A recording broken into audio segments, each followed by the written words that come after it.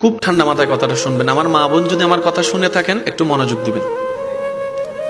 একজন মানুষ সকালবেলা চাকরিতে গেছে। এই যে বাবা, আব্বু কথা বলেন না। একজন মানুষ সকালবেলা চাকরিতে গেছে, কোন একটা কারণে বসের সাথে দুই কথা হইছে। সবার সামনে বস তাকে বকা দিছে। বকা শুনে সবার সামনে লজ্জিত হয়ে মেজাজ, কিন্তু বসকে তো আর বকা দিতে পারে না, চাকরি চলে যাবে। এবার সেই মানুষটা আসরের সময় ঘরে আসছে 5টা বাজে। আসার পরে সামনে রুমে বসছে। মেজাজ কি বলেন না, মেজাজ কি? ঘরের বউ কি জানে এটা? ওখানে কি হয়েছে এটা তো বউ জানে না।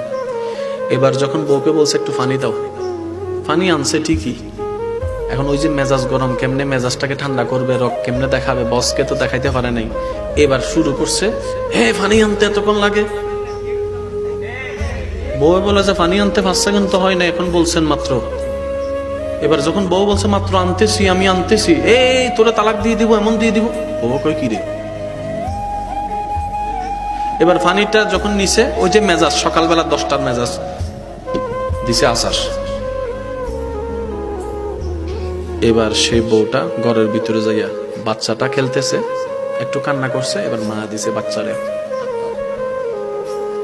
শুরু কোথায় শেষ কোথায়?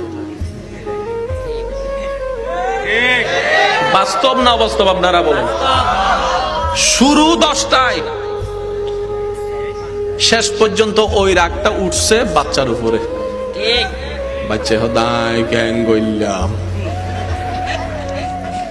বিনা অপরাধে সাজা, বিনা অপরাধে